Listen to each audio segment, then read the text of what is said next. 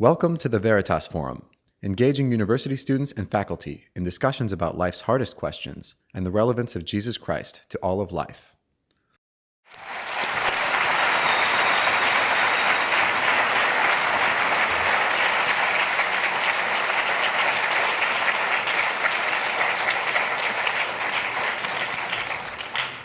Well, ladies and gentlemen, I'm delighted to see I'm not like the bishop who turned up at a country church in England, and as he mounted the pulpit, he noticed there were only 3 elderly people in the audience. And he said to the vicar, he said, "Did you tell them I was coming?" And the vicar said, "No, but word seems to have got around." Now, I am particularly delighted to be in the University of Harvard because I studied at Emmanuel College, Cambridge, the other Cambridge. And in that college, there is a very special room which has been preserved for several hundred years. It was occupied by John Harvard because your great John Harvard came from Emmanuel College. And one of the things that was my joy during my time at Cambridge was to get to know a succession of very distinguished Harvard scholars, because there probably still is a system where you can spend a term or a year in Cambridge at Emmanuel and you enjoy his huge suite of rooms and a very extensive entertainment allowance. So I'm particularly delighted to be here. I'm interested to see that the motto of your university is the word that stands behind me tonight, veritas, which indicates that the founders were interested in truth. Of course, all of us must start somewhere. And I started in the small country of Northern Ireland. My parents were Christian, but they were not sectarian, and they gave me the greatest gift that a parent can give to his child. They allowed me to think. But when I arrived in Cambridge, in my first week as a student, someone said to me, "Do you believe in God?" And then they said, "Oh, sorry, I forgot you're Irish." All you people believe in God and you fight about it. That was a turning point in my life because I was interested in truth. Could it be that my faith in God was simply a product of Irish genetics? And so on that day, I decided to get to know people that did not share my worldview and befriend them. And I have been doing it ever since. I have spent a lot of time in Eastern Europe, in the communist time during the Cold War, and more laterally, because I speak Russian, spending time in Russia discussing these things in the academies of science. And one of the questions that keeps cropping up is the question that you've invited me to talk about tonight. Miracles is belief in the supernatural, irrational. Now, there are several concepts here, and the major one, of course, is the word miracle, which comes from the Latin miraculum, something wondered at. Now, of course, I'm aware it has a weaker meaning, like it was a miracle that she passed her exams at Harvard, since she never seemed to do any work. You will be mistaken if you think that is the topic I'm going to address this evening. The Oxford English Dictionary describes a miracle as a marvelous event occurring within human experience which cannot have been brought about by human power or by the operation of any natural agency, and must therefore be ascribed to the special intervention of the deity or some supernatural being. Now, of course, if there is no such thing as a supernatural being or supernature, there is no need to discuss miracle, and they're not quite the same thing. So the antecedent question that we need to discuss is, first of all, is there a supernature? Or is nature that we observe all that exists? In other words, we have to face the question of the existence of God. Now, if you've been following the British newspapers, as I hope you do every day, of course, you will discover that Richard Dawkins is all over the front pages all this week, militantly proclaiming that atheism is essentially the default position. He, as the acknowledged leader of the New Atheists, is determined to show that science has rendered belief in all supernatural gods impossible. His book, The God Delusion, is directed explicitly against the concept of the supernatural. And he wishes to use science to abolish religion. Now, of course, not all atheists are extreme as Dawkins. Jürgen Habermas, a leading German intellectual who's an atheist, regards religion as an important source for creating meaning. And indeed, he warns Europe that our educational system, our legal system, our human rights are all derivative from the Judeo-Christian tradition. And interestingly, he, as a leading intellectual atheist on the continent, adds, to this day we have no other source. Everything else is post-modern chatter. That's a fascinating statement for an intellectual atheist. And I was reminded of that origin of our educational institutions as I looked up at your magnificent philosophy building. It's the only one in the world I've ever seen to bear the inscription, "What is man that you are mindful of him?" Ladies and gentlemen, students of Harvard, you stand in a tradition that at its inception saw no contradiction between the highest intellectual aspirations and belief in God, even in the philosophy department. I don't know what it's like now.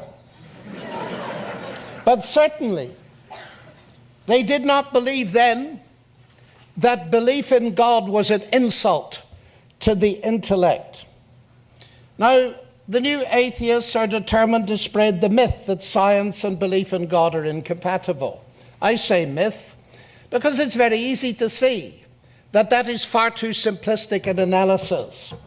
How can science and belief in God be essentially incompatible when, for instance, so many leading scientists at my own University of Oxford believe in God? I can name the heads of several scientific departments, world famous in their fields, nanotechnology, electrical engineering, and so on, who are believers in God. And in this country, just to name one, William Phillips, Nobel Prize winner for physics, is a believer in God. And what I simply observe is this, that brilliant science can be done by atheists, and brilliant science can be done by believers in God, which shows us, ladies and gentlemen, that the conflict which is real lies much deeper in. It is not simplistically between science and belief in God and the supernatural. It is between two worldviews, two concepts of the nature of ultimate reality. And it is against that background that I wish to make my remarks. The one worldview is naturalism or materialism, there's very little difference between them, which believes that this universe is all that exists, or the multiverse. And that has implications for the nature of explanation. It means that explanation, by definition, must be reductionist from the bottom up, because there is no transcendence, there is no ultimate top-down causation. That was the view of Democritus and Leucippus in the ancient world. But also in that Greek melting pot, there were philosophers like Socrates and Plato and Aristotle, and they did not accept that view. They believed there was transcendence, there was something more. And those two views come barreling up through history, and they divide us in this room tonight. And they divide the professors in the academy, both in Oxford and in Cambridge, in England, and in Massachusetts. So what we're talking about, ladies and gentlemen, is worldviews, belief systems, each of them. The one is naturalism and the other is theism. And it's just here that we encounter the first confusion. When I debated Princeton Professor Peter Singer in Australia recently, he started by saying to us that his chief objection to religious belief was that people remained in the faith in which they'd been brought up. And of course, I was a prime example. So just to redress the balance, I asked him publicly about his parents. I said, Peter, were your parents atheists? And he said, yes, they were. So I said, you remained in the faith in which you were brought up then. Oh, but he said, it isn't a faith. Oh, I said, I was under the impression you believed it.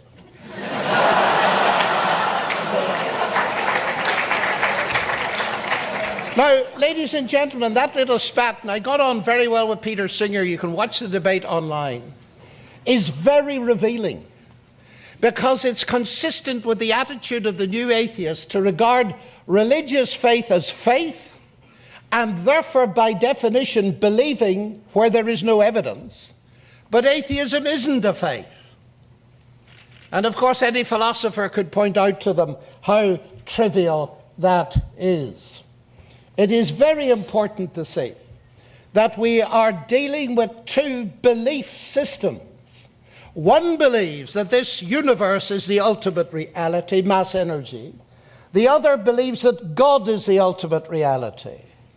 And the burning question is, what evidence is there for the veritas of either of them? The truth of either of them? And in particular, what way does science point? And therefore we need to be clear that the kind of faith that the new atheists are describing is what most of us would call blind faith. It's dangerous, of course. But faith, in its ordinary dictionary sense, derives from the word fides. It means trust. And all of us know that we don't usually trust people unless we're gullible, unless there's evidence to do so. We don't trust the banks either unless there's evidence to do so, but that's another story. But the banking crisis has at least taught all of us the difference between evidence-based faith and non-evidence-based faith. And now I cannot, of course, speak for other religions. They must rightly speak for themselves. But I'd like to make it very clear that Christianity is an evidence-based faith. One of the central statements of the Gospel of John is, these things are written, he said, that you might believe that Jesus is the Christ, the Son of God, and that believing you might have life in his name. In other words, here's the evidence, I've selected it, in order for it to provide a basis for your trust, for your confidence, for your faith. I'll come back to the matter of faith later. But having talked briefly about that, I want to address this question quite rapidly. What way does science point? I claim that science points towards God. The atheists claim it points in the opposite direction. And I want to bring as witnesses, first of all, history. It is no accident that when Harvard was founded, belief in God was written into its motto and onto its philosophy building. Because historians of science, like my colleague at Oxford, my former colleague John Hedley Brooke, usually, most of them, will agree with what's called Merton's thesis. And the best formulation of it, I think, is due to C.S. Lewis, who said that men became scientific. Why? Because they expected law in nature, and they expected law in nature because they believed in a lawgiver. And the great pioneers of science, Galileo, Kepler, Newton, Clerk Maxwell, Babbage, and so on, were all believers in God. I can remember I had the opportunity to give the very first lecture on this topic in Novosibirsk in Siberia. Quite a few members of the KGB in front of me. And I was invited by the provost, I think that's what you call them over here. I was invited by him to give a lecture on why a mathematician believes in God. It was the very first lecture on that topic in the university in 75 years. And when I started talking about the history of science and the fact that Newton and Galileo were believers, I noticed anger rising in the front row of heavyweight professors. So I stopped and I said, "What's the matter?" And they said, "Why were we never told this?" And I said, "Can't you guess?" They'd never been told. It was totally new to them that the founders of science were believers in God. Now you laugh, but actually we need to think carefully about the implications of that. Because the one thing it demonstrates is that belief in God and supernature were not at the beginning incompatible with science in the slightest degree. It was exactly the opposite. So what has happened? Why is it that I'm even having to give a lecture on this topic in Harvard? Why isn't it that we do still believe that there's something more than the natural world, if there is such a deep-seated harmony between science and belief in God? Well, first of all, there is a confusion about the reach of science. Alex Rosenberg, in his book, The Atheist's Guide to Reality, says, "The mistake is to think that there is any more to reality than the laws of nature that science discovers." Scientism, in other words, is the reigning view. The idea that science is the only way to truth. Now we're immediately into the realms of epistemology. And Bertrand Russell summarized this viewpoint by saying, "What science cannot tell us, mankind cannot know." Now, Russell was quite a brilliant logician, but his logic failed him badly when he made that statement. What science cannot tell us, mankind cannot know. Is that a statement of science? No, so that we cannot know it. Is it too late for logic? This is what we call a logically incoherent statement. If it's true, it's false. You can work it out afterwards. Far more sensible is the view of Nobel Prize winner Sir Peter Medawar, who said it's so easy to see the limits of science. It cannot answer the questions of a child. Where am I coming from? What is the meaning of life? Where am I going to? We need to go outside science. So point number one, major point number one, ladies and gentlemen, is science does not define the limit of rationality. Rationality is bigger than science. Einstein, of course, saw it clearly. He said you can speak of the ethical foundations of science, but you cannot speak of the scientific foundations of ethics. He saw that there was a realm into which science couldn't go. And of course, that's obvious in Harvard, isn't it? I do believe you still have some humanities faculties left, don't you? Because if science was the only way to truth, you'd have to shut them tomorrow. And I don't think you'd want to do that, and neither would I. This scientism is extremely limited. The second thing is a confusion about the nature of explanation. I'm talking about God, ladies and gentlemen, but I wanted to be very clear to you what I mean by God. Because it seems to me that a great deal of atheist confusion today is that their concept of God is not one that I would share for a moment. Their idea of God is a God of the gaps. Again, in Novosibirsk, I remember I was severely attacked. I tend to be severely attacked. By a professor. He said, he came up to the blackboard and he drew a stroke of lightning.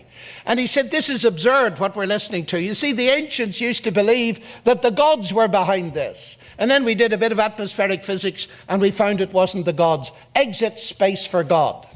And that's the concept of the God of the gaps. I can't explain it, therefore God did it. Bit more science, a bit less space for God.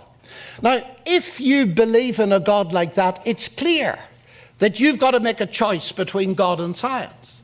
Because as science increases, by definition, God decreases. But what if you don't believe in a God like that? I certainly don't. My God is not a God of the gaps, he's the God of the whole show.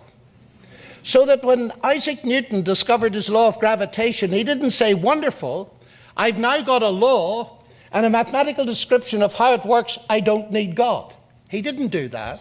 What he did was write the most brilliant book in the history of science, the Principia Mathematica, expressing the hope that it would persuade the thinking person to believe in God. In other words, the more he understood of science, the more he admired the genius of the God who did it that way. The God was not a God of the gaps. Because you see, ladies and gentlemen, God is not the same kind of explanation as science is. Stephen Hawking, in a recent book to which I've responded in my little book, God and Stephen Hawking. Say, that was a quick plug, wasn't it, eh? Stephen Hawking says we've got to choose between God and gravity. Well, if I were to have you know what a Ford Galaxy motor car is, don't you, or automobile? If I had one of those here and I said, look, I want to offer you two explanations for it. The one is the law of internal combustion and mechanical engineering, a law mechanism explanation. The other is Henry Ford. Please choose. Well, you'd say, you're absurd. You need both. Do you? Now, this is extremely important. To realize that explanation comes in different kinds. If you want a complete explanation of the Ford Galaxy, you have to have a law mechanism explanation, the scientific one, and you have to have an agent explanation in terms of Henry Ford. Please notice they don't contradict each other. And the ideas going around, spread virulently by one of the Dawkins memes, the ideas going around that you must have either or. That's nonsense. The existence, and I'm wording this very carefully, the existence of a mechanism that does something is not in itself an argument for the non-existence of an agent who designed it. So that we don't see science. I don't see science. I'm a passionate scientist, if you count pure mathematics as science, but that's another matter. I'm a passionate scientist. We don't see a competition going on here at all, because God is not a God of the gaps. So the more I study, the more I'm impressed with the genius of God. We must not assume that there's only one level of explanation. Now, to move on a little bit, I mentioned faith. And it has been put about that faith is A, religious concept, and B, it means believing where there's no evidence. Both of those definitions are seriously false. I've argued for the second, now let's come to the first. What about the use of faith in science? It is vastly important, of course. Einstein saw it. And so did Eugene Wigner, who wrote a wonderful paper, much loved of mathematicians, in 1961, entitled The Unreasonable Effectiveness of Mathematics. I mean, how is it that this bright Harvard mathematician, thinking in her mind in here, comes up with equations that describe the universe out there? How does that work? And it led Einstein to say the only incomprehensible thing about the universe is that it's comprehensible. Now, we do science with our mind. And what I want you to think about now is not the philosophy of science, but the fact that we can do it. Because to me, one of the greatest evidence is that nature is not all that exists, is the fact that we can do science. Now let me try and proceed with the argument. It starts with Darwin and something he wrote. Let me read it to you. With me the horrid doubt always arises whether the convictions of man's mind, which has been developed from the mind of lower animals, are of any value or at all trustworthy. Would anyone trust in the convictions of a monkey's mind if there are any convictions in such a mind? Now, that particular statement is being subjected at the moment to an immense amount of philosophical analysis in the light of the way in which science is going. Because you see, many people hold that the driving force of the natural processes that eventually produced our human cognitive faculties were not primarily concerned with truth at all, but with survival. And we all know what has generally happened and still happens to truth when individuals or commercial enterprises or nations, motivated by what Dawkins calls their selfish genes, feel themselves threatened in the struggle for survival. They are essentially obliged to regard thought as some kind of neurophysiological phenomenon. Now, from the evolutionary perspective, the neurophysiology might, of course, well be adaptive. But why for one moment would one think that beliefs caused by the neurophysiology should be mostly true? After all, as the chemist Haldane pointed out long ago, if the thoughts in my mind are just the motions of atoms in my brain, a mechanism that has arisen by mindless, unguided processes, why should I believe anything it tells me, including the fact that it's made of atoms? Now, this is, to my mind, very important indeed. One of America's leading philosophers, Alvin Plantinga, puts it this way: if Dawkins is right, and we are the product of mindless, unguided natural processes, then he has given us strong reason to doubt the reliability of human cognitive faculties, and therefore inevitably to doubt the validity of any belief that they produce, including Dawkins' own science and his atheism. His biology and his belief in naturalism would therefore appear to be at war with each other in a conflict that has nothing to do with God. I find that fascinating. In other words, I'm suggesting to you, ladies and gentlemen, that it's not irrational to believe in supernature. It is irrational to believe solely in nature. The boot is entirely on the other foot. Atheistic reductionism undermines the foundations of the very nature of the rationality needed to construct its arguments, or any argument of any kind whatsoever. And I think that the new atheists have signally failed to appreciate the catastrophic implications of their view for science. A very interesting sidelight is thrown on this by Nietzsche. Listen to this. Only if we assume a God, this is Nietzsche, only if we assume a God who is morally our like, can truth and the search for truth be at all something meaningful and promising of success. This God left aside, the question is permitted whether being deceived is not one of the conditions of life. So, ladies and gentlemen, my basic argument tonight is this. It is a scientific argument in that sense. I believe science makes sense as something we can do. And for that reason, I reject a naturalism that undermines the foundations of the rationality I need to do my science. On the other hand, biblical theism, which I espouse, is completely coherent in its explanation why the universe is rationally intelligible, because it teaches me that the universe out there and the mind in here are ultimately traceable to the same intelligent God. Naturalism, I submit, is incapable of explaining itself. So that rational explanation has a legitimate claim to universality, but natural explanation does not.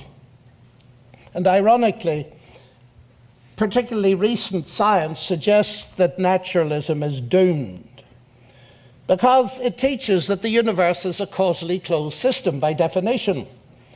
This means, of course, that everything can be explained reductionistically in terms of physical and chemical processes. But the naturalists who insist on explaining everything in terms of such processes cannot explain their own scientific theories or mathematical equations in terms of mere physical or chemical processes for the simple reason that theories, laws, and equations are not physical.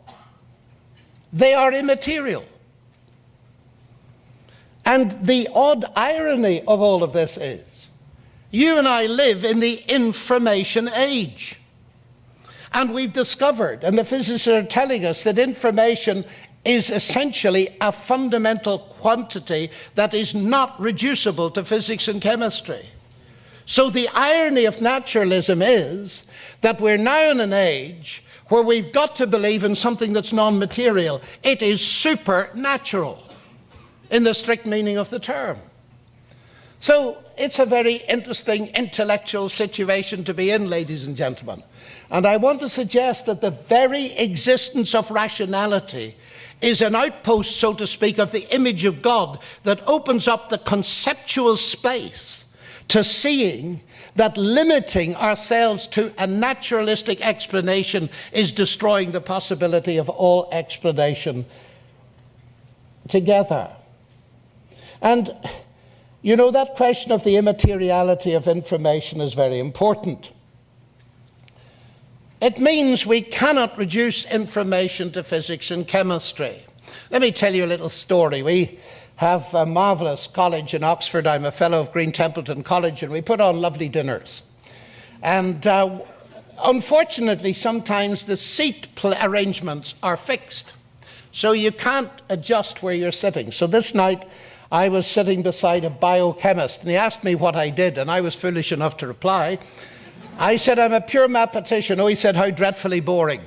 And I said, oh, but I tried to make up for it by being interested in the big questions of life. He said, like what? Well, I said, like the status of the universe. Is it created or not? Oh, dear, he said, it's far worse than I thought. He said, listen, the bottom line is this. I'm an atheist. I'm a reductionist. We're going to have an awful evening. We've nothing to talk about, and that's that. So what do you do with that? Well, I said to him, you know, it's not all that bad, is it? I said, I'm fascinated by reductionism. I know at least 3 kinds. Which kind are you? Well, he wasn't quite sure. So, being a kind man, I helped him a little bit. And I said, you're a methodological reductionist. You take a big problem, split it into little problems, solve the little problems, get insight onto the big problem. Yes, he said, I do that. Good, I said. We agree on that then. So he was warming up, called me by my first name, so we were getting on famously. And then I said, I think you're an ontological reductionist. That you believe ontos, Greek being, you believe everything can be reduced to physics and chemistry. He said, that's right. That's my basic principle. So I said, let's have an experiment then. He said, what, here at the table? I said, sure. So I picked up the menu. And he looked at it, and it wasn't very interesting. It said roast chicken, and not even in French, in English. And he said, what's the problem? I said, you're a reductionist. Everything in terms of physics and chemistry. I said, now look at this thing here, R, O. I said, those are marks, aren't they? But they're semiotic, Greek semeion, a sign. They're marks that carry meaning. He said, that's right. Okay, I said. Explain to me the semiotics of those marks in terms of the physics and chemistry of the paper and ink. And there was a silence. And then his wife said a bit loudly, get out of that if you can.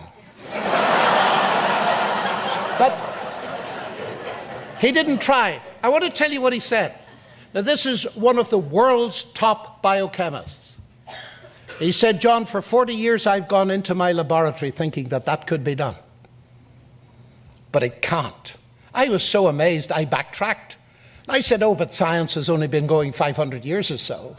He said, doesn't matter. You cannot explain the semiotics bottom up. You have to introduce an intelligence. And then it dawned on him that I wasn't bright enough to have thought of the argument. He said, where did you get that argument?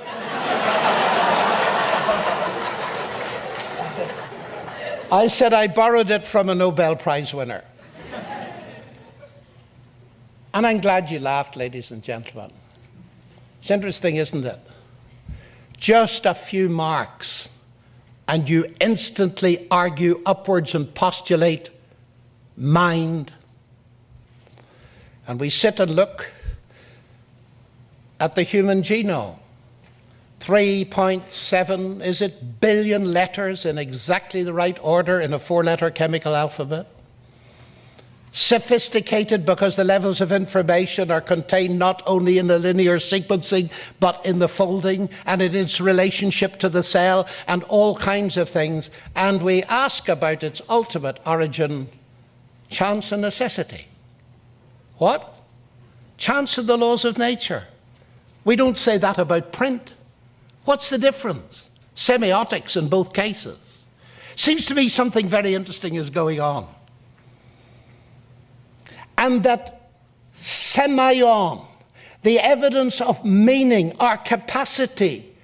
Because you see, ladies and gentlemen, we are not only containers of text, we are producers of text. And that, to my mind, is great evidence that there is a transcendence beyond nature. The beginnings of supernature are already to be seen within you. But now we must come finally to the question of miracles. Because David Hume famously thought that miracles are by definition violations of natural law, and natural laws are unalterably uniform, therefore they cannot occur. And Richard Dawkins is quite quick to say that the 19th century is the last time when it was possible for an educated person to admit to believing in miracles. Well, it's not quite that simple, because the aforementioned Nobel Prize winner, William Phillips, believes that the resurrection of Jesus literally happened, as does a friend of mine who is a vice president of the Royal Society and a biologist, to name just two. It can't be that simple. Now, in order to focus this, because we could spend a whole evening on it, I'm going to concentrate on the central claim of Christianity, and that is that Jesus Christ rose from the dead. And I want to approach two questions. The one will be slightly longer than the other. The second would take a whole evening on its own. The question of the possibility of miracle as distinct from the actuality of miracle. C.S. Lewis reminds us that the first fact in the history of Christendom is a number of people who say they've seen the resurrection. If they died without making anyone else believe this gospel, no gospels would ever have been written. Now, let's remind ourselves of the contemporary perspective of science. Since scientific laws embody cause-effect relationships, scientists nowadays do not regard them as merely capable of describing what has happened in the past. Provided we're not working at the quantum level, such laws can successfully predict what will happen in the future with such accuracy that even Newton's laws will land somebody on the moon. And it's very natural that such scientists resent the idea that some God could arbitrarily intervene and alter, suspend, reverse, or otherwise violate these laws of nature, to quote David Hume. To them, that would seem to contradict the immutability of the laws and thus overturn the very basis of the scientific understanding of the universe. Now, David Hume is a problem child because, unfortunately, he didn't believe in cause and effect, which is the foundation of scientific laws. And secondly, he thought, quite correctly, that you couldn't prove induction, which is also the foundation of many of our scientific laws. And just before he died, I had opportunity to talk to Anthony Flew, who used to be Richard Dawkins of another age and was the world's authority on David Hume. And he told me quite straight, he said, I was wrong about Hume.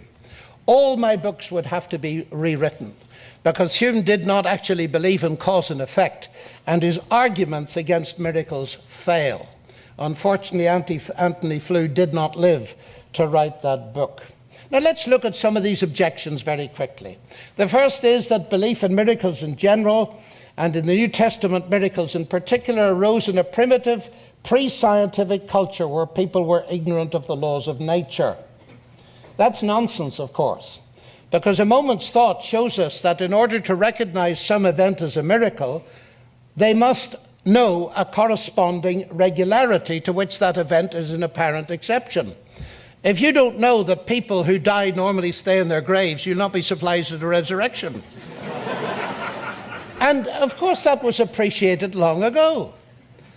Joseph, for instance, who was espoused to Mary, knew exactly where babies came from. And so when Mary said she was pregnant, he wanted to divorce her. He wasn't ignorant of the laws of nature. And so his reason for later accepting her and the child that was conceived of the Holy Spirit, God becoming incarnate, must have been enormously powerful. It is simple nonsense to say that people did not know the laws of nature in those days. In fact, there was a uniform attitude against resurrection. When the Apostle Paul preached to the philosophers at Athens and talked about anastasis, Jesus rising from the dead, anastasis, to stand up again, they laughed. They would not have laughed if he'd have been simply asserting the survival of some soul. They laughed because he was asserting something none of them believed in, and that is the physical and bodily resurrection. Now, the second objection is that now that we know the laws of nature, miracles are impossible. But that involves a further fallacy. Suppose I put $1,000 tonight in my hotel room in Cambridge, and I put $1,000 in tomorrow night. 1 + 1 = 2, that's $2,000. And on the third day, I open the drawer and I find $500. Now, what do I say? Do I say the laws of arithmetic have been broken, or the laws of the United States have been broken? Well, you obviously got the point. But see how important it is. First of all, it's telling you that law means a different thing in both cases, in each case. Secondly, how do you know the laws of the United States have been broken? It's because you know the law of arithmetic. If you didn't know that, you wouldn't know the other. Now, you see, it's not the laws of arithmetic have been broken, but what they tell you is that somebody has put their hand into the drawer. That is, something has come in from outside the system because it wasn't a closed system. This is crucial. You see, I believe in the laws of nature. Indeed, God, who's responsible for them, created an orderly universe. Otherwise, as I said before, we'd never recognize an exception. But God is not a prisoner of the laws. They're not like the laws of the United States. God, who set the regularities there, can himself cause an event. Of course he can. What's to stop him doing that? You see, what Christians are claiming about the resurrection of Jesus is not that he rose by some natural processes. No, they say that he rose because God injected enormous power and energy from outside the system. Now, unless you have evidence that the system is totally causally closed, you cannot argue against the possibility of miracles.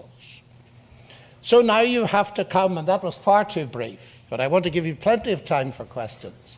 Now we need to come to the actuality. Is there evidence anywhere that a miracle of this order has occurred? And of course, as you know, Christianity is based on the claim that Jesus Christ came alive from the dead. How do you get at a thing like that? Of course it's a singularity. Of course it is highly improbable. Observations of all the graves, if you were to take people from Harvard and set them in the graveyards to watch for a month and write in their book whether they saw a resurrection or not, you could scientifically show by statistical methods that resurrections are very improbable in the Harvard area. But unless you've investigated every grave back to the beginning of the universe, you cannot say they're impossible. Singular events are by definition improbable. But the question is there actual evidence that it happened? The claim is it did. What are the facts? There is an empty tomb. How do we know? And then I would have to take you into the specifics of the evidence. And unfortunately, ladies and gentlemen, although I'd absolutely love to do that, I'd have to come back to do it, but I've got a little bit of a sop in that direction.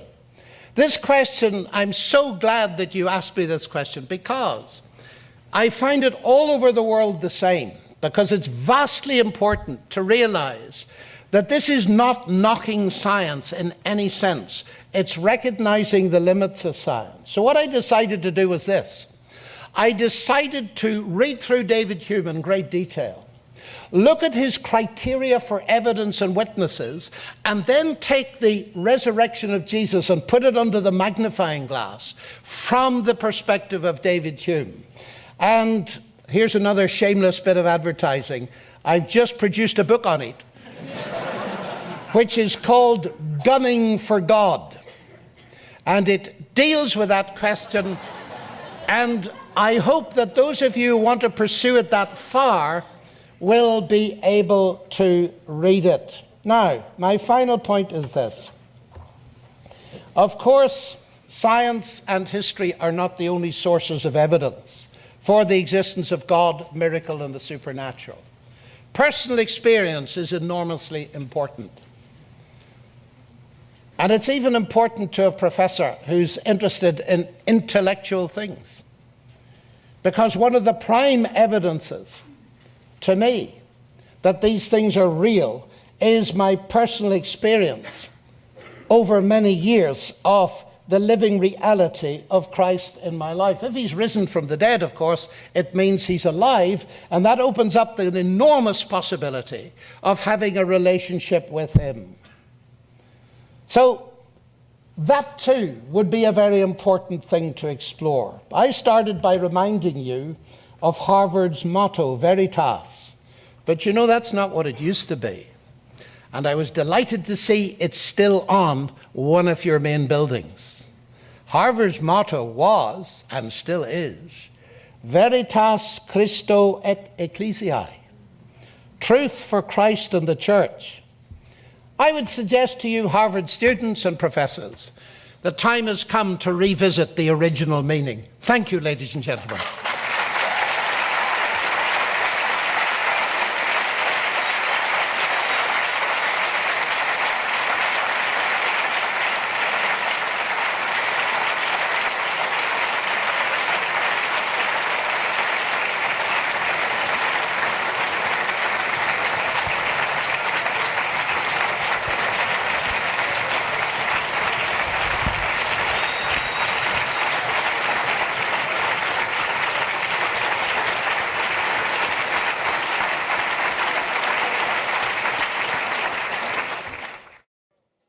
So while you collect your questions and hand them towards the aisle, I have a few questions myself for Professor Lennox. One more personal, since he concluded on a personal note, and then a few to have him help us think through the implications of belief in supernatural and miracles for academic study and research. So first, though, could you tell us a little bit more about your background and upbringing and what have got you interested in these questions of the supernatural, God, and their relation to science?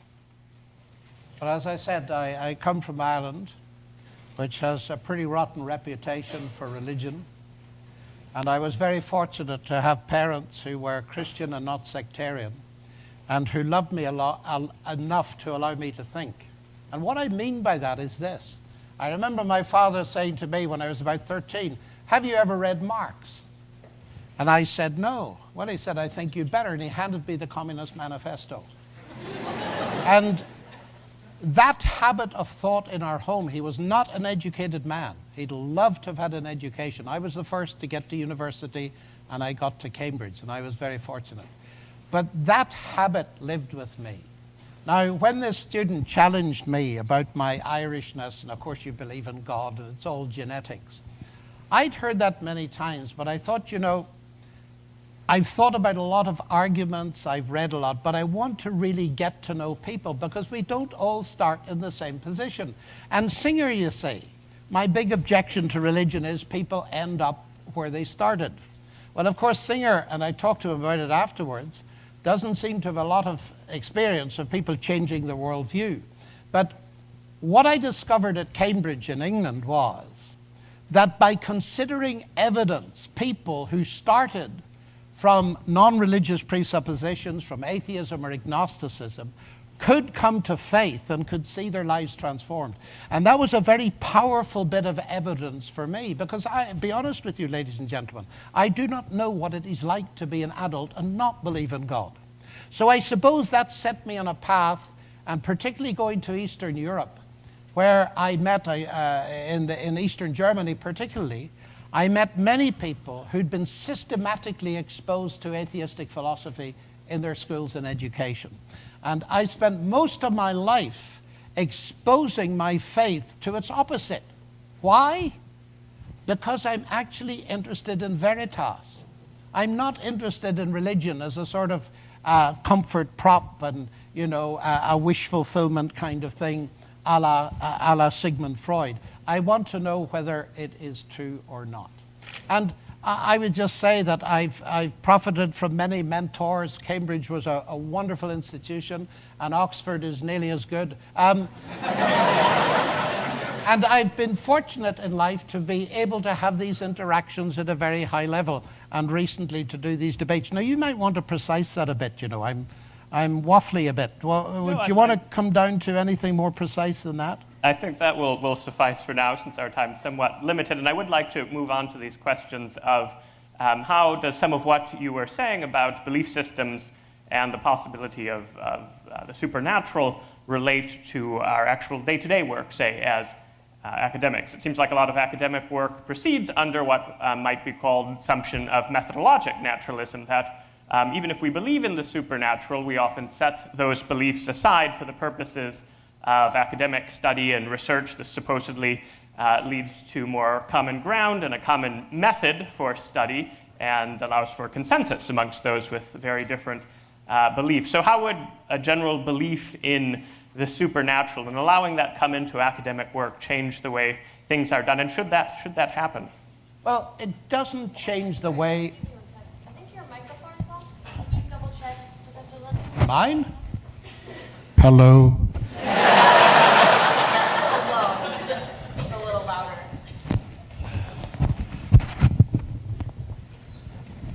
Let's have a go at putting this up. The term methodological naturalism I don't find particularly helpful.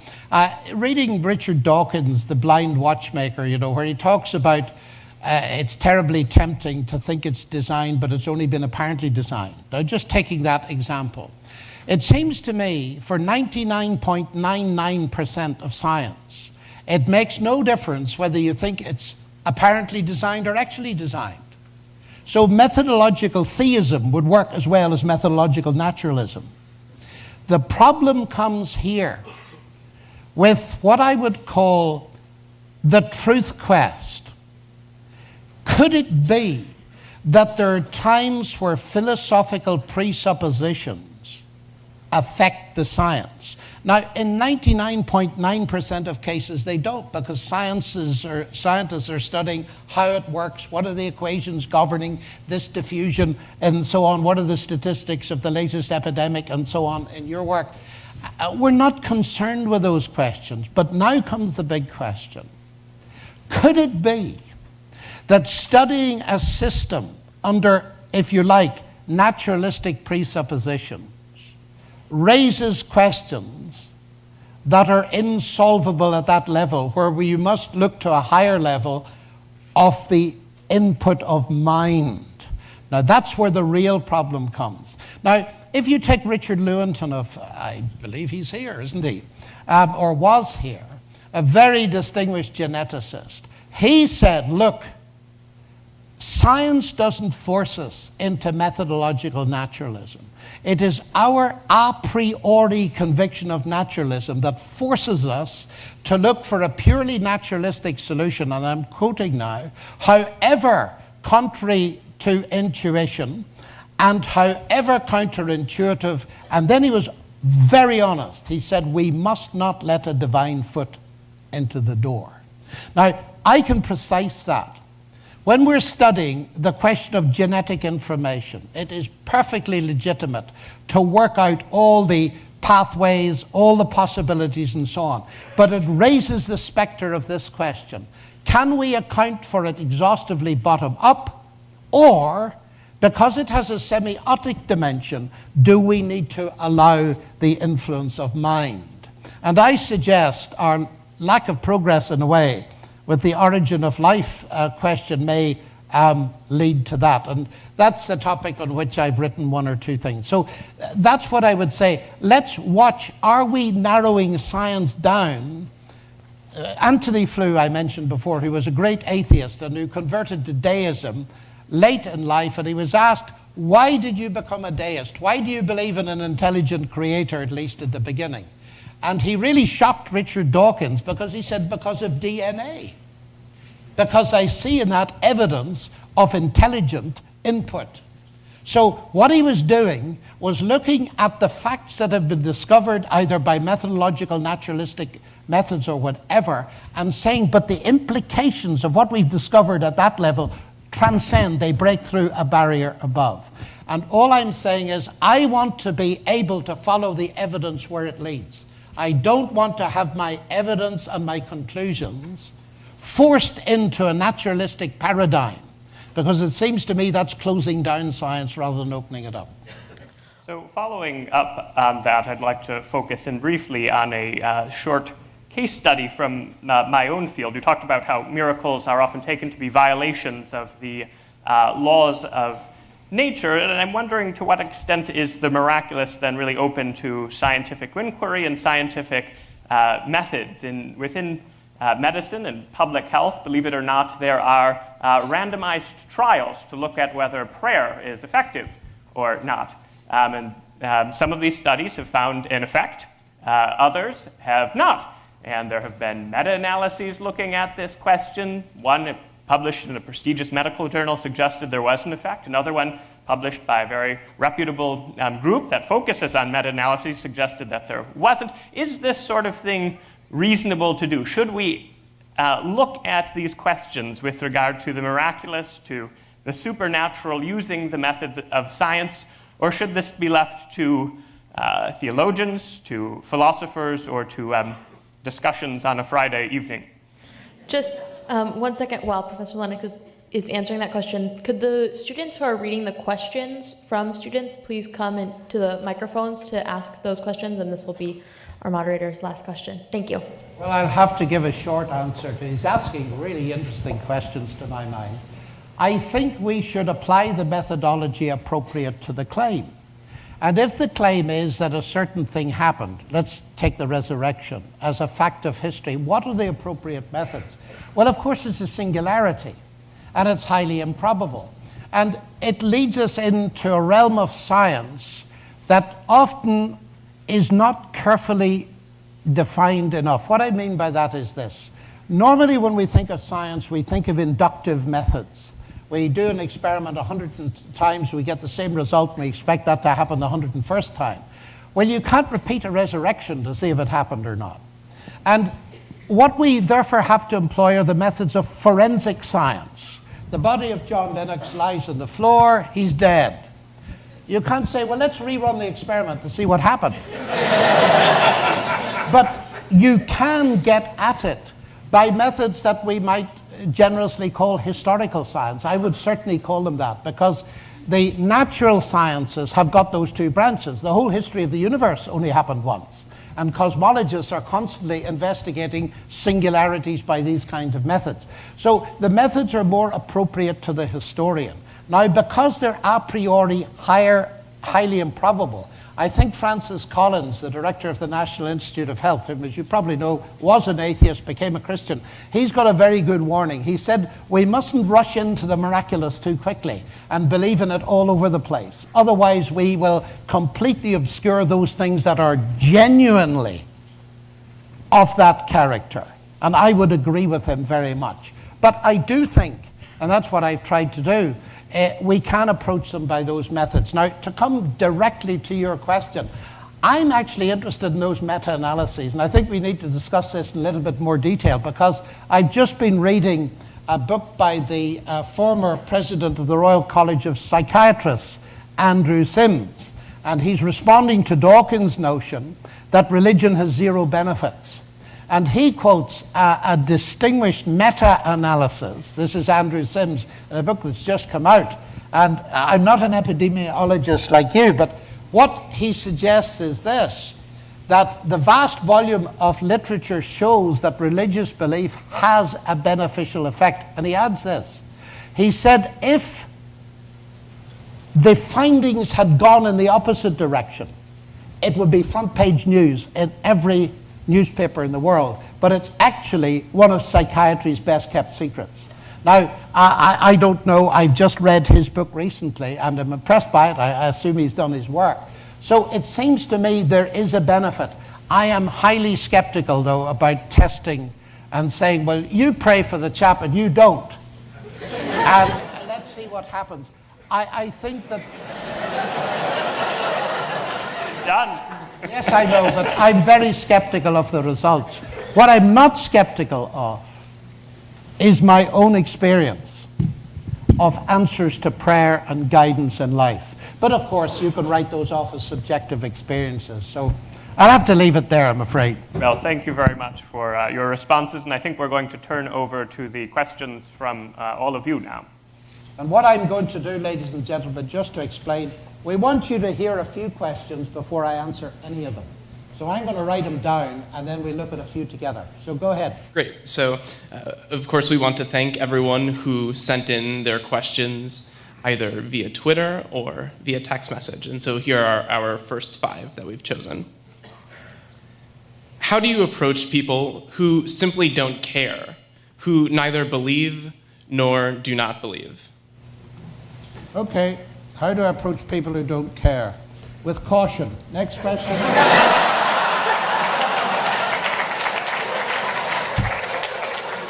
Keep going. All right, the next question. Do you believe there are examples of God's supernatural intervention today? And have there been any in your life? The third question. If I were to tell you I was just resurrected from the dead, what evidence would you require to believe it? Question 4. You claim that science and religion do not make exclusive truth claims.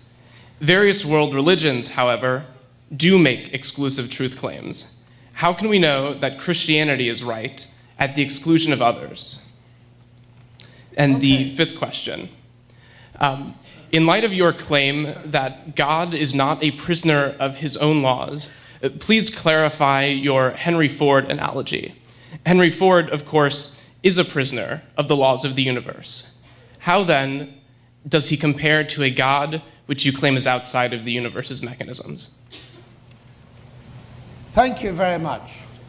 Well, that's very interesting. You've all heard the questions, and I'll now have a go at them. And you're now about to experience the limits of my ignorance. Because this is a Q&A, ladies and gentlemen, I'm going to do my best. What I'm going to do is, they're very good questions. I'm going to suggest an approach to them for you to think about. And that's as much as we can do in this kind of thing. But let's have a look at the first one. How do I approach people who don't care? I try to care for them. That's what I try to do. If people don't care, there's usually a reason. And it often is a very complex psychological reason. I'm very fortunate to have 2 loving parents. Some people have none. And the idea of a God who loves them is just foreign. It means nothing to them. And so it seems to me that people who don't care, they are saying something about themselves that goes very deep. And I would like to find out a little bit more of why they don't care, provided I don't intrude too far into their private space. Because it seems to me that God is extremely interested in people who don't care, because they often have very good reasons for not caring. So I would begin to explore that and treat people, you know, I was taught very early on that every person is of infinite value. I look out at you, I really do believe that every one of you is of infinite value, made in the image of God. You're more important than the sun. You know it's there, it doesn't know you're there. You realize that, don't you? And so it seems to me that when we get these I don't care. Because if you look at that statement from standing back from it, if there is a God who really is ultimately behind you, and he cares for you and you don't care about him, there's a disjoint somewhere. And I would want naturally to try very gently to find out exactly what's going on. And of course, it's often because people have had a very negative experience of religion, of Christian religion, alas, sometimes. So that's how I would approach that. Now, if I were to tell, I'm not going to answer these in the order in which you asked them. I'm going to have a slightly more logical order, I hope. If I were to tell you that I was just resurrected, well, I would want evidence that you died. But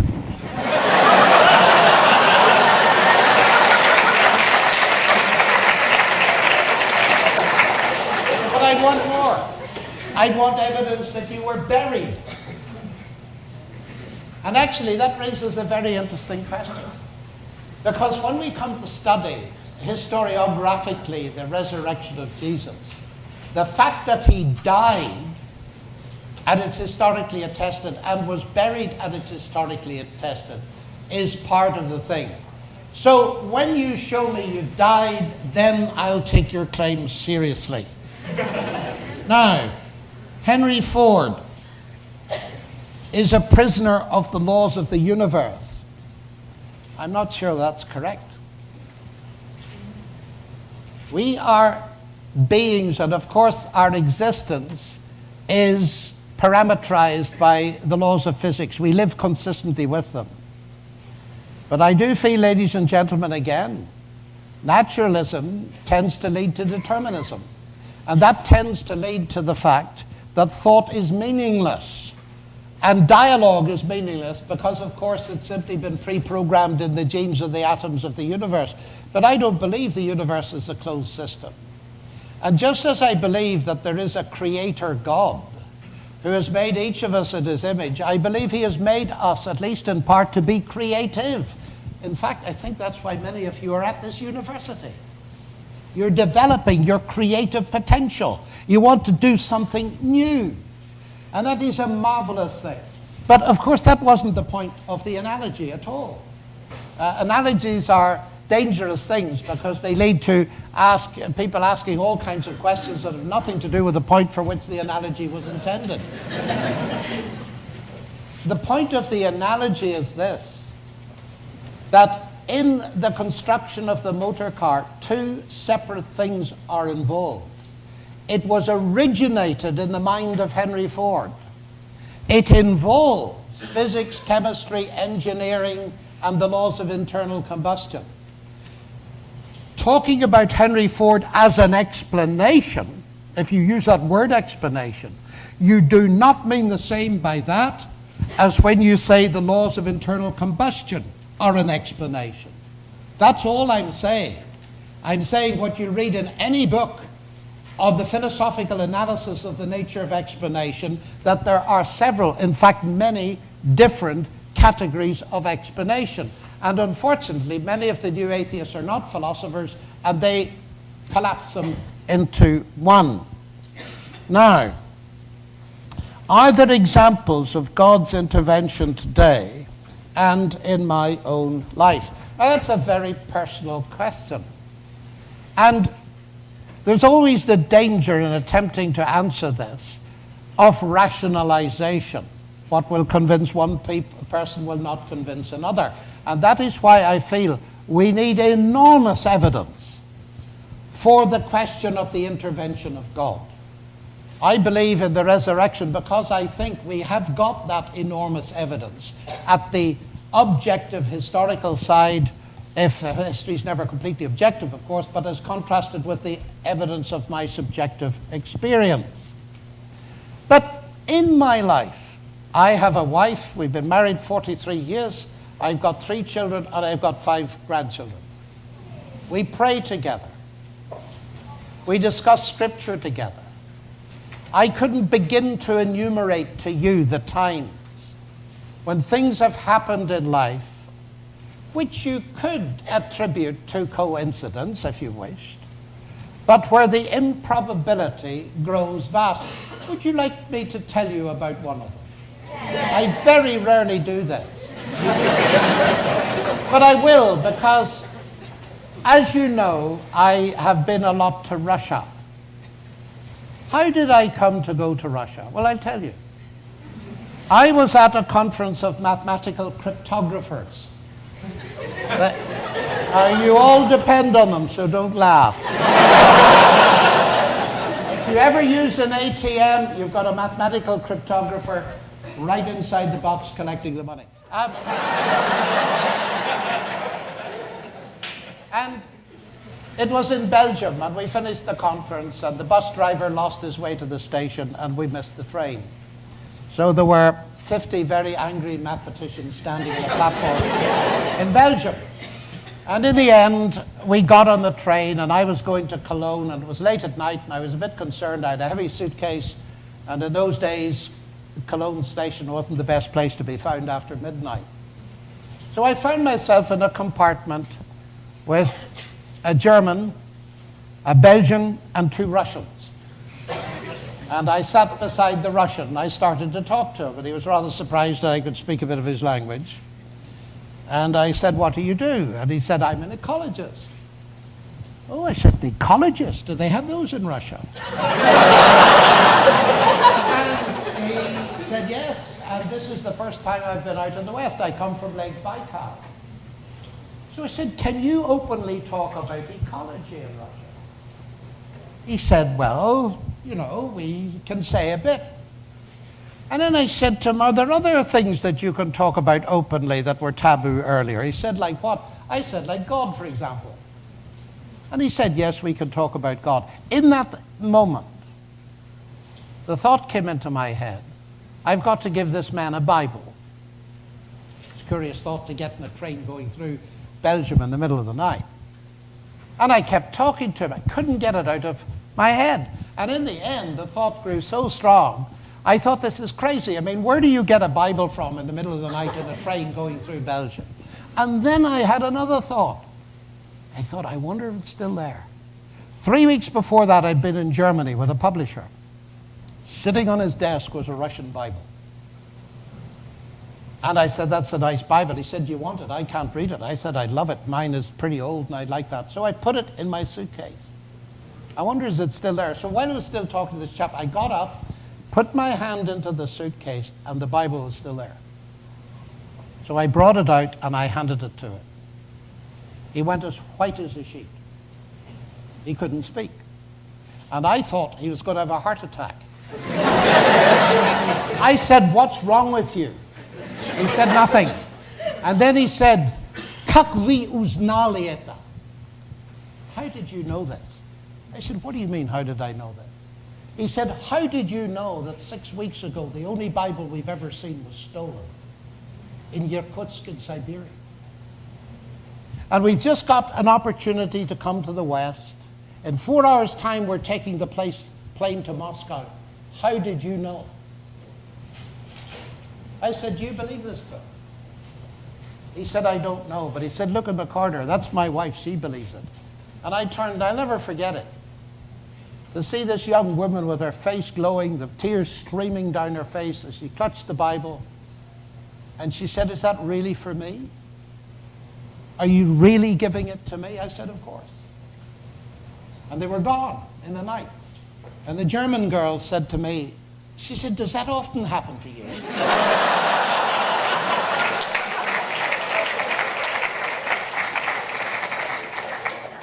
I said, "No, it doesn't." But I said, "You shouldn't think it's strange." She said, "Why not?"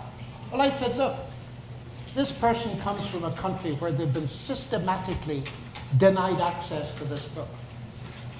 If this really is the Word of God, he could use me as a postman as much as anybody else." Well, then she said, "I'd better read it." So she did. And we carried on a correspondence. Now, what do you make of a story like that?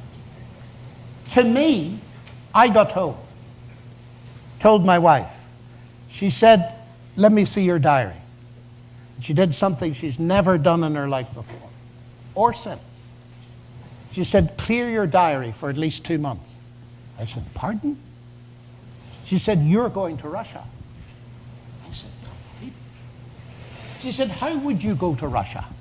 Well, I said, it's a very complicated business. You've got to ring the Royal Society, fill in endless forms and so on. She said, ring them. Well, I said, perhaps next week, right now. So Muggins does what he's told.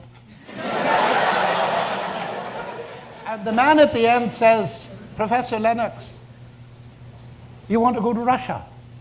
When can you go? How long can you go for? We want the Russian mathematicians out. It's a week for a week. Can you go for a month? I said, my wife says 2. He said, done. No forms. You get the money. You can leave tomorrow if you want. When I got to Russia, ladies and gentlemen, middle of the Academy of Sciences, all they wanted to know was, how could a person like me believe in God? I can't tell you what flowed from that. But I firmly believe it was an intervention of God. But I expect these things to happen all the time, because God is real. But I leave that story at that and come to the last question, and it's this. Science and religion, but there are different religions. Now, this is an immensely important question, because leaving Christianity outside altogether, religions do not agree with each other. It's idle to pretend that they do. Science is an international discipline. And of course, we are all aware of the sad fightings, even within Christendom, in my own country of Northern Ireland.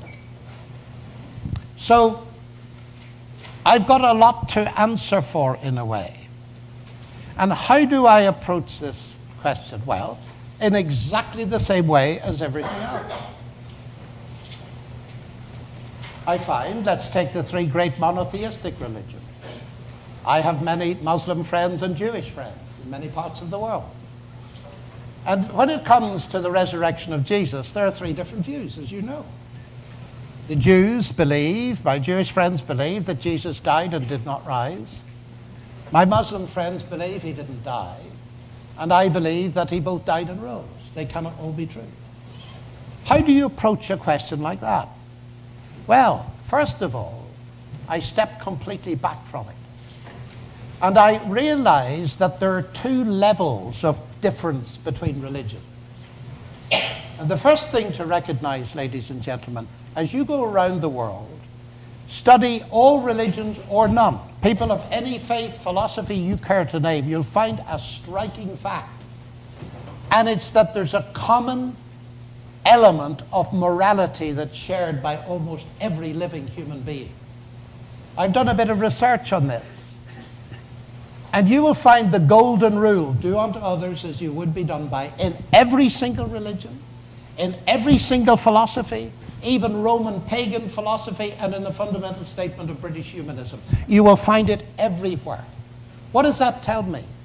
It tells me that we need to respect each other's ethical code. Sometimes as a Christian, I can be put to shame by the moral integrity of someone of another religion. And therefore we approach this with great sensitivity. So that's the first thing. But what I notice is this, ladies and gentlemen, that the real difference comes not at the level of ethics and morality, so much as at the level of the basis on which a person can have a relationship with God. And there, religions and philosophies divide into 2 systems. One of the systems is a bit like Harvard University. There is an entrance examination. I presume you have an entrance, do you? Or do you just get in without an exam? No, you don't. So there's an entrance exam, so we can imagine that as a door here. And then there's the Harvard way, and it goes up and down, and you try and stay on it, and there are all the professors to teach you, and then there's a whacking great gate at the end. It's called final exams. Now, the whole principle on which the system depends is that of merit. The professors, all of them, are infinitely kind. And, but, I hope they are anyway. But they cannot guarantee that you're going to get through the door at the end, can you? It depends on merit, your performance, your achievement. And many religions are like that, and their adherents tell me they're like that. There's some initiation rite, you get on the way, you try to follow the way, and you hope that then when the great assessment comes, and your good deeds are measured against your bad deeds, that somehow the good ones will weigh more than the bad ones, and you will be accepted into whatever is beyond. I know that's a slight caricature, but it's what many people believe. It's what many Christians actually believe. Now, I do not believe that at all.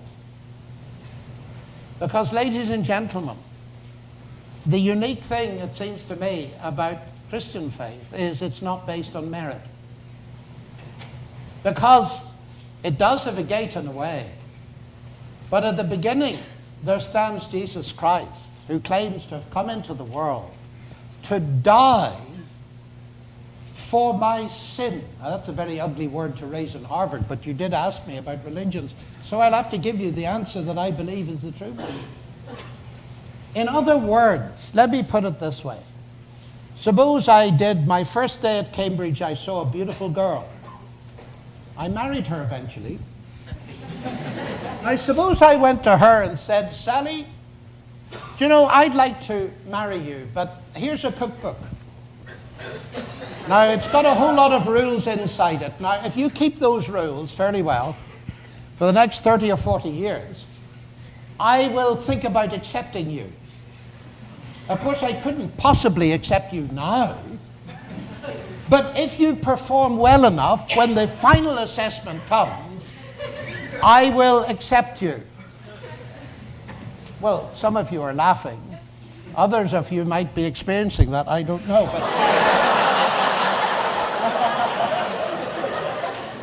But you see, that would be to insult her. The secret of my marriage, ladies and gentlemen, is this: that we accepted each other at the beginning, unconditionally. And because she doesn't have to keep the rules of the cookbook, so to speak, in order to gain my acceptance, that sets her free to learn to cook. And it's exactly the same with God. We wouldn't dream of basing our relationship with a fellow human being on a measured performance and an acceptance at the end of a long history of performing laws. And yet millions of people think that that's the way to base a relationship with God. And it seems to me here, and let me say it straight, Christianity competes with no other religion here.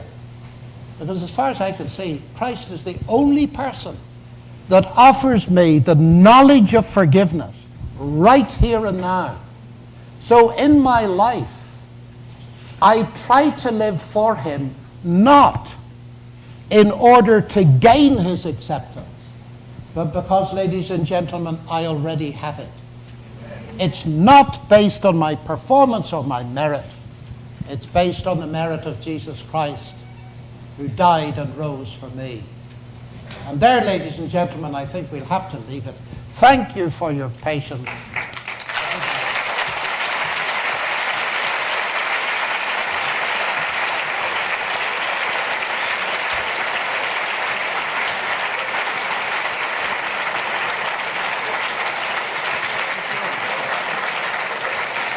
Thank you so much, Dr. Lennox, for this wonderful presentation. For more information about the Veritas Forum, including additional recordings and a calendar of upcoming events, please visit our website at veritas.org.